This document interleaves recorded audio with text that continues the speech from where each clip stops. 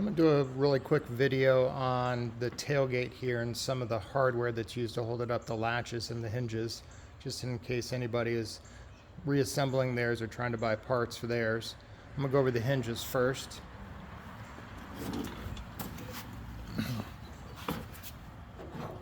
These are the OEM hinges. I've gone ahead and powder coated them.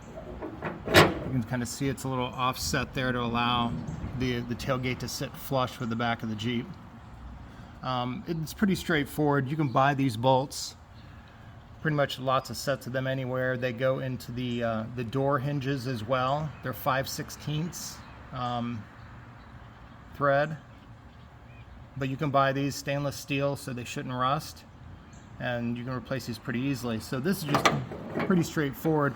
I will note that there's at least on mine, and I think this is probably pretty standard, there's a little plate. You can see it moving there. There's a loose plate in there, and that is to, I'm assuming, to adjust the tailgate to make sure that it's flush, however you're setting it up.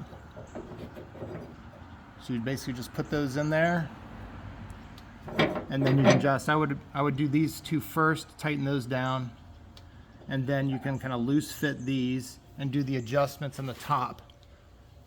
You're obviously going to want to get it so that it's flat here, so that it's even there, and then there's an even spacing along the bottom so that it folds out nicely, and also that it's flush from this side. Probably more on that in just a minute. So again, that's pretty straightforward. I'm going to go over the latches now. Oop.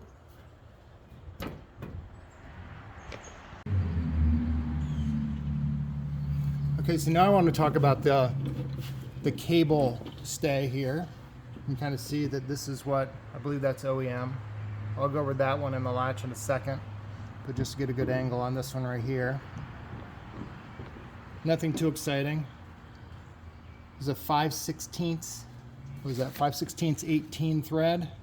Again, you can get these bolt kits as well. I was looking online, Quadratech and a couple other companies will sell them in some kind of shoulder bolt. And the idea here is that it goes right through the cable. Again, you can buy these cables as well. It goes right in there. So it slides along the shoulder there. And there's a wave washer. This is a 3/8" wave washer. I believe this is OEM. It's a 3/8" wave washer to give a little bit of play on the other side. So not only does it tighten up in there snug,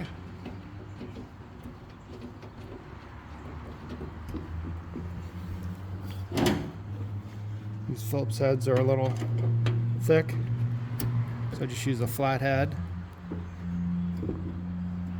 Tighten that down, and there's some play. The little wave washer there gives a little play to it. So again, right there, but you can see the wave washer in there a little bit. That gives a little play, makes it a little bit snug, right in there. The one up here is exactly the same. Kind of see here, there's the shoulder bolt there. There's a wave washer right in there. You can kind of see it's sitting under there. And on the back here, there's a captured nut. Again, this is 5/16 18. So it's a captured nut. And this welded in bracket holds it in place. The latch system is a little funny, so I'm going to go over each of the pieces.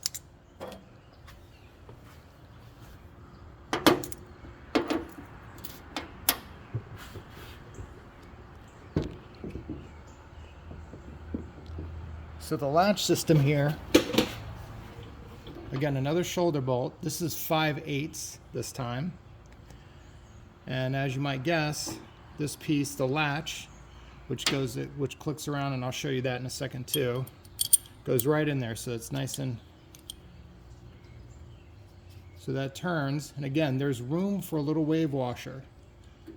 I had to buy these online. These are, again, they're 5/8, or I couldn't find 5/8 at the time. But you can kind of see it's a really thin washer, gives a little bit of tension, a little thickness. I think these are 16 millimeter, but it's basically the same size. And it fits right in there and does the exact same thing. You can kind of see it's going to give a little bit of tension. The one modification I've made, because when you put these on here, this latch here is sitting flush with a frame, and it spins, and at least on mine, I imagine others too, because there is a little wobble with the wave washer, this edge here puts a groove in the paint right here, and I didn't want to have that groove in the paint. So what I did was I just decided to go ahead and buy a fender washer. Again, this is a 5/16, I think it was, or I guess you can buy 3/8 as well, just whatever's going to sandwich, because you still put the wave washer in there, and this goes right over it, and it provides a little bit of buffer. It's basically just a tiny standoff. So that goes right in there. That's going to go.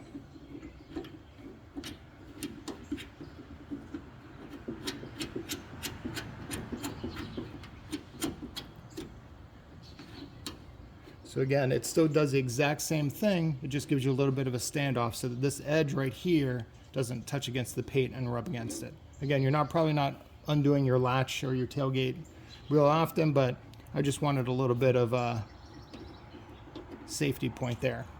So what that also does, and before I put the gate up again, just real quickly, there is supposed to be a gasket that goes on the tailgate.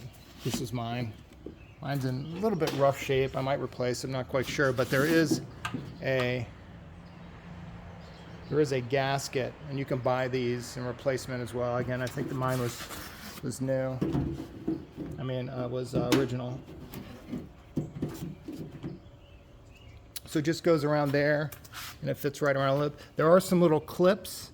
I took my clips out. You can kind of see the little holes in the side of the tailgate that hold those clips in. These little holes right here. Oops, sorry, my camera work kind of sucks today. Here and here. So there's some little tiny clips that this goes into, and it holds that in place. It makes a seal in the back, which I don't really need, so I've taken mine off. All right, so back to the latch. Putting that fender washer in here, kind of see again, it's supposed to go over. There's a little lip right here. There's a little standoff lip. Hopefully you can see that. And this just goes right around it and connects into it. Obviously the fender washer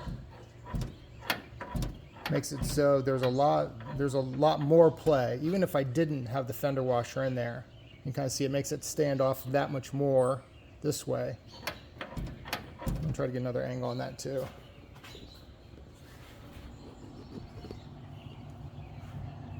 Kind of see that little lip right here that goes there. Again, there's a lot of play there. So putting the gasket in there, or the seal, the tailgate seal, is going to give some tension to this, and it's going to push it outward. But still, if I go too outward, it's not going to be flush.